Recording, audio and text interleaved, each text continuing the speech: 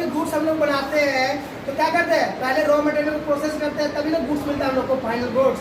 तो final goods manufacturing करते क्यों है, क्वेश्चन आया मैन्युफैक्चरिंग तो पता चल गया मैन्युफैक्चरिंग होता क्या है।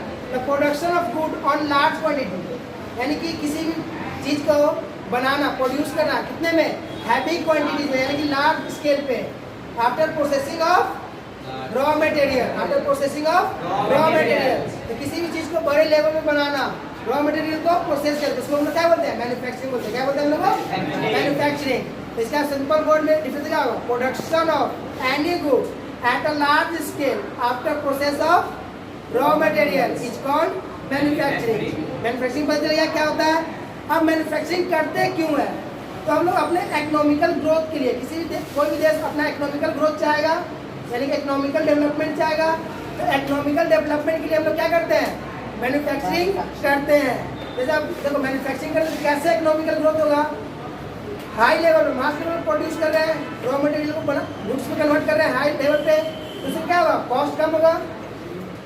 जब कॉस्ट कम होगा और हाई लेवल ज़्यादा मात्रा में प्रोड्यूस करेंगे तो हमारा तो फुलफिल होगा नीड्स, साथ में स्टॉक बचेगा, स्टॉक बचेगा तो दूसरे कंट्री में बेचेंगे, दूसरे जगह में जाकर बेचेंगे, इससे क्या होगा, आपका फॉरेन एक्सचेंज में मदद होगा। अब तुमको पता ही है जिस कंट्री के पास ज़्यादा फॉरेन एक्सचेंज होगा उसका इकोनॉमिक उतना ही ज़्यादा डेवलप होगा, यानी कि उसका ग्रोथ होगा। ये हो गया। साथ ही साथ क्या फायदा हो रहा है, हमारा फायदा क्या है, जो फायदा लिखना है क्यों कर रहे हैं, ये होगा आपका फॉरेन एक्सचेंज में फायदा हो गया। साथ ही साथ चीप होगा, कॉस्ट ऑफ प्रोडक्शन गुड्स का क्या होगा, चीप हो जाएगा, क्योंकि मास लेवल पर करेंगे, किसी भी चीज़ को मास लेवल पर करते तो क्या होता है, सस्ता होता ही है। उसके बाद कंज्यूमर का क्या फायदा होगा कि बहुत सारे चॉइस मिलेंगे कंपेयर करने में, और इजीली वो अफोर्ड कर पाएगा, सस्ता होता है अफोर्ड कर पाएगा।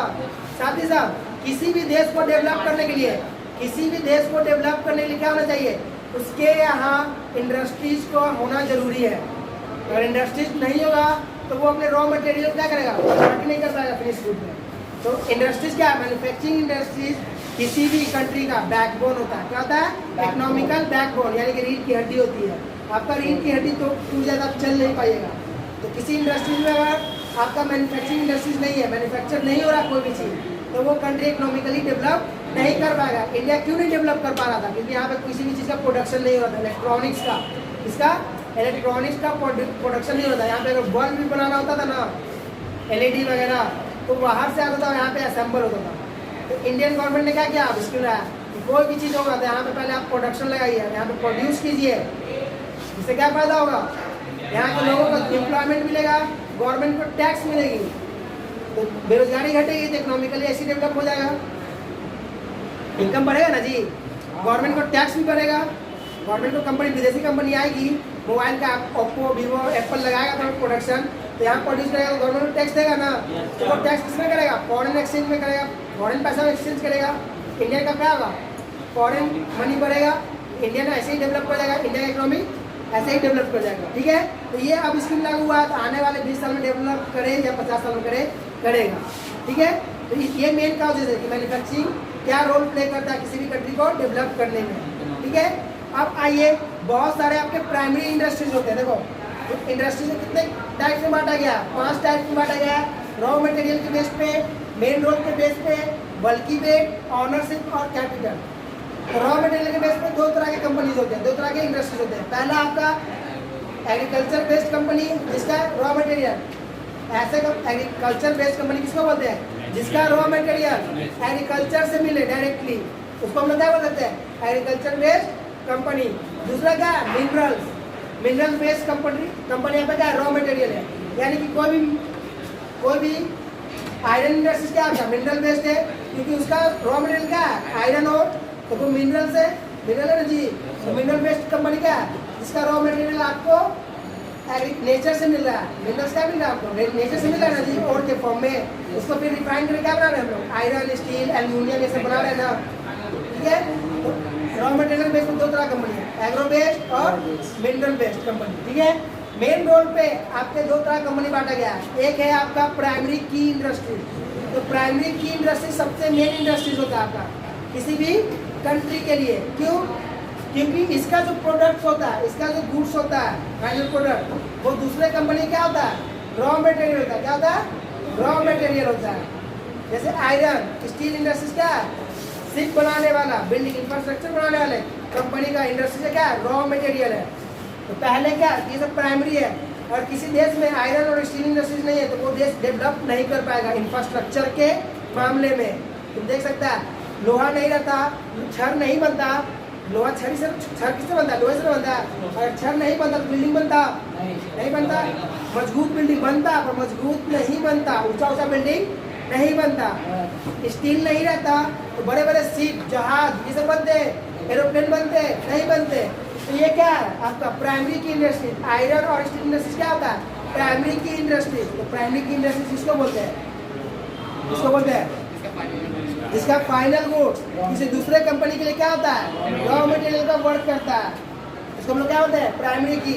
और प्राइमरी की इंडस्ट्रीज किसी भी देश के लिए बहुत इंपॉर्टेंट होता है डेवलपिंग करने के लिए, डेवलप करने के लिए, ठीक है। नहीं होगा तो आपका इंफ्रास्ट्रक्चर नहीं होगा, इंफ्रास्ट्रक्चर आपके पास नहीं तो आप डेवलप नहीं कर पाइएगा। कहीं भी फैक्ट्री बनाना हो तो पहले इंफ्रास्ट्रक्चर बनाएंगे ना जी, तो आपके पास ना स्टील बनाने की कंपनी है तो दूसरे जगह से खरीदना पड़ेगा, दूसरे जगह खरीदेंगे तो वो महंगा पड़ेगा, आपको कॉस्टली पड़ेगा, यानी कि आपका कैपिटल का इन्वेस्टमेंट बढ़ गया, तो आप डेवलप कर पाइएगा नहीं कर पाइएगा। आपका इनकम 1500 रुपया है, आप चाह रहे हैं कि मैं 1500 से एक जगह एक कंपनी स्टैब्लिश कर लूँ, आपके पास रॉ मटेरियल है नहीं, इंडस्ट्री इंफ्रास्ट्रक्चर डेवलप करने के लिए, बाहर से खरीदे तो वो 2000 का आएगा, तो आपको लोन लेना पड़ेगा ना 500 का, तब ना। तो इसीलिए मेन रोल आपका प्राइमरी की हमेशा प्ले करता है, किसी भी कंट्री का प्राइमरी की इंडस्ट्री का क्या होता है, मेन होता है डेवलपमेंट करने में। एग्जाम्पल के तौर पे आपका आयरन और स्टील इंडस्ट्री। इसका दूसरा है कंज्यूमर, क्या, कंज्यूमर इंडस्ट्रीज, क्या है आपका कंज्यूमर इंडस्ट्रीज।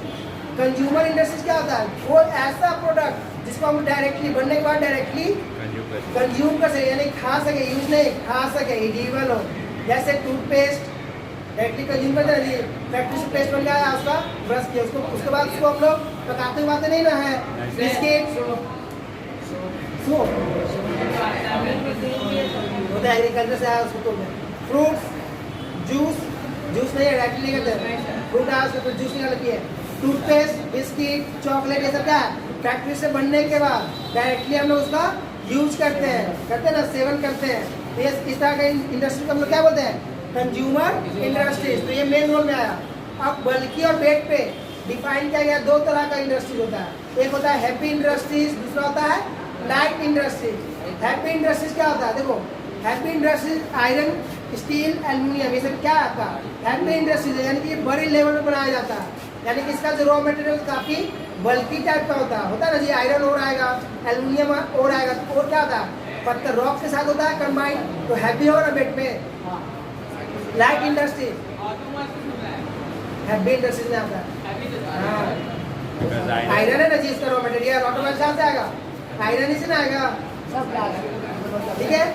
लाइट इंडस्ट्रीज में आपके जितने फाइबर मेड इंडस्ट्रीज है, fibre, glass, plastics, cotton industries, textile, उसका रॉ मटेरियल क्या होता है, हल्का होता है, कॉटन हल्का होता है ना जी वेट में, तो वो सब क्या होगा आपके लाइट इंडस्ट्रीज में। ऑनरशिप के अकॉर्डिंग आपके कंपनी को कितने पार्ट में बांटा गया, 4 पार्ट में, पब्लिक सेक्टर, प्राइवेट सेक्टर,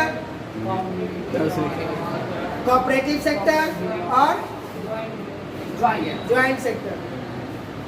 तो पब्लिक सेक्टर ऐसे इंडस्ट्रीज को बोलते हैं जो पब्लिक के वेलफेयर के लिए काम करता है, मेनली उसका मोटो क्या होता है, प्रॉफिट कमाना नहीं होता, वो पब्लिक के लिए वेलफेयर, पब्लिक वेलफेयर के लिए वर्क करते हैं। जैसे गवर्नमेंट इंडस्ट्री, जितने सरकारी इंडस्ट्रीज होते हैं, जैसे एग्जांपल एनटीपीसी में क्या प्रॉफिट है बिजली पैदा करने से, वो चाहता तो महंगा, जो चाहता तो महंगा बिजली कर सकता था ना, पर वो एक रिजनेबल रेट पर पब्लिक को प्रोवाइड कर रहा है क्योंकि पब्लिक को बिजली की नीड्स है, ठीक है। SAIL, steel authority of India steel बनाता है। वेल, भारत इलेक्ट्रॉनिक्स लिमिटेड, वो इलेक्ट्रॉनिक्स जितना भी इंडिया में बनता है वो कहाँ बनता है, वेल में, ठीक है। ये सब क्या है आपके पब्लिक होता है, तो इनका मेन मोटिव प्रॉफिट कमाना नहीं होता, पब्लिक वेलफेयर के लिए वर्क करना होता है। प्राइवेट इंडस्ट्रीज इसको बोलते हैं जिसका मेन मोटिव होता है कि हमको ज़्यादा से ज़्यादा मैक्सिमम से मैक्सिमम प्रॉफिट हो, पब्लिक को कुछ भी हो उससे कोई प्रॉब्लम नहीं है, हमारा प्रॉफिट हो। इसको कौन रन कराता है, कोई इंडिविजुअल या ग्रुप ऑफ इंडिविजुअल द्वारा इसको रन कराया जाता है। एग्जाम्पल के तौर पे रिलायंस, आदित्य बिरला ग्रुप, टाटा को नहीं डालेंगे प्राइवेट सेक्टर में क्योंकि वो पब्लिक वेलफेयर करता है, ठीक है। तो तुम्हारा रिकॉर्ड हो जाएगा रिकॉर्ड हो गया। नहीं सर नहीं हुआ। ठीक है, तो आपका क्या पब्लिक सेक्टर में कौन सा कंपनी आती है?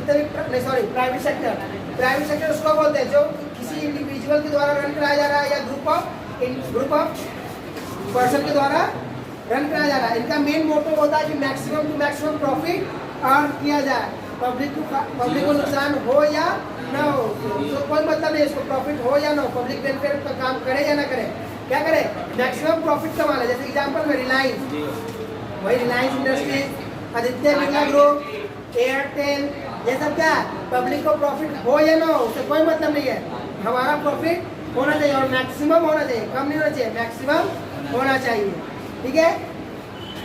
तीसरा क्या था? Joint sector. ज्वाइंट सेक्टर में क्या होता है ना, इसमें शेयरिंग होता है, पार्टनरशिप के तरह होता है। तो इसमें ये नहीं कि इंडिविजुअल शेयर करता है, नहीं, हाफ आपका गवर्नमेंट अंडरटेकिंग होगा और हाफ आपका क्या होगा, पब्लिक प्राइवेट का होगा। जैसे ऑयल कंपनी जो है आपका क्या है, ज्वाइंट सेक्टर है, उसमें 50% शेयर गवर्नमेंट का होता है और 50% आपका किसी इंडिविजुअल या ग्रुप ऑफ इंडस्ट्रीज का शेयर होता है। तो देखो इसमें क्या होता है, ज्वाइंट सेक्टर में मेनली आपका गवर्नमेंट के अकॉर्डिंग आपको वर्क करना होगा। अगर गवर्नमेंट ने ये रूल बनाया है, अगर आप उसके अकॉर्डिंग वर्क नहीं करें तो आपको वो पार्टनरशिप से निकाल देगा, ठीक है। तो वो आपको गवर्नमेंट के अकॉर्डिंग ही चलना है, यानी कि ज्वाइंट सेक्टर मेनली बोल सकता है कि गवर्नमेंट के अंदर नहीं रहता है। इसीलिए अगर प्राइवेट सेक्टर को ऑयल का दे दिया जाए तो हमेशा रेट बढ़ा ही रहेगा, कम कभी नहीं, हाई कर रहेगा, क्योंकि उसको प्रॉफिट कमाने से मतलब है। और गवर्नमेंट बोलता है उसको, प्राइवेट सेक्टर वाला क्या करता है, उससे डिबेट करता है, प्राइवेट सेक्टर वाला बोलता है कि वहाँ पे क्रूड ऑयल कच्चे तेल का दाम बढ़ा हुआ है, आप रेट बढ़ाइए। गवर्नमेंट नहीं, जब रेट घटेगा तो उसमें कंपनसेट किया जाएगा। जब क्रूड ऑयल का दाम घट जाएगा तो ये जो आपका लॉस है उसमें कंपनसेट होगा। मान लो क्रूड ऑयल 20 रुपये मिल रहा है, कितना मिल रहा है, 20 रुपये बैरल मिल रहा है, 20 रुपये बैरल। इंडिया में 80 रुपये पेट्रोल मिल रहा है लीटर पर लीटर, ठीक है। कंपनी बोला कि हमको लॉस हो रहा है 1 रुपये का, प्राइवेट का बोला कि हमको लॉस हो रहा है, गवर्नमेंट बोला कि नहीं ठीक है अभी मत बढ़ाइए, 2-3 साल मत बढ़ाइए, ठीक है, और 2-3 साल लॉस हो रहा है। जब ये ऑयल का दाम 10 रुपया हो गया विदेश मार्केट में क्रूड ऑयल, तब भी हम लोग 80 रुपया रख रहे हैं, तो गवर्नमेंट बोलेगा कि जब रेट कम होगा उस समय आप 80 रुपये ही बेचिएगा। इससे क्या होगा, आपका जो लॉस है वो कंपनसेट हो जाएगा, आपको प्रॉफिट मिल जाएगा, ठीक है। तो यही हम लोग बोलते ना, करते ना हमारा अपोजिशन वाला कि बाहर कच्चा तेल इतना सस्ता है फिर भी बाहर इतना महंगा क्यों बेचा जा रहा है, तो यही लॉजिक होता है, ठीक है। वो गवर्नमेंट बताता है कि ऐसा क्या होगा कि आपका प्राइस का स्थिरता स्टेबिलिटी बनी रहती है, ज़्यादा फ्लक्चुएट नहीं करता है।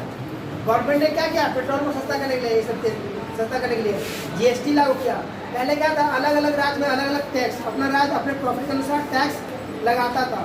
अब GST क्या है, आपको एक ही तरह का टैक्स देना होगा पेट्रोल डीजल पे। इससे क्या होगा, फेयर हो गया और रेट घटेगा तो एक ही साथ पूरा देश में घटेगा, बढ़ेगा तो एक ही साथ पूरे जगह बढ़ेगा। पहले क्या था, सेंट्रल गवर्नमेंट बढ़ा दी, स्टेट गवर्नमेंट लगे हम नहीं बढ़ाएंगे, तो उतना ही रह गया। कोई स्टेट लगे नहीं हम 2 रुपये नहीं बढ़ाएंगे, हम 4 रुपये बढ़ाएंगे, हमको ज़्यादा टैक्स लेना, हम गरीब है, ज़्यादा टैक्स लेंगे, तो वो 4 रुपये स्टेट टैक्स लगा दी। तो पेट्रोल का क्या होता है, प्राइस का डिफरेंस हो गया ना, कि दिल्ली में मिला 35 रुपये, बिहार में मिला 40 रुपये, 5 रुपये डिफरेंस हो गया ना।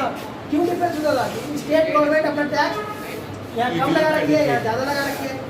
अल्कोहल का ही देख लो, यूपी में सबसे महंगा अल्कोहल मिलता है पूरे भारत में, क्योंकि यूपी गवर्नमेंट अल्कोहल पर सबसे ज़्यादा टैक्स लेती है।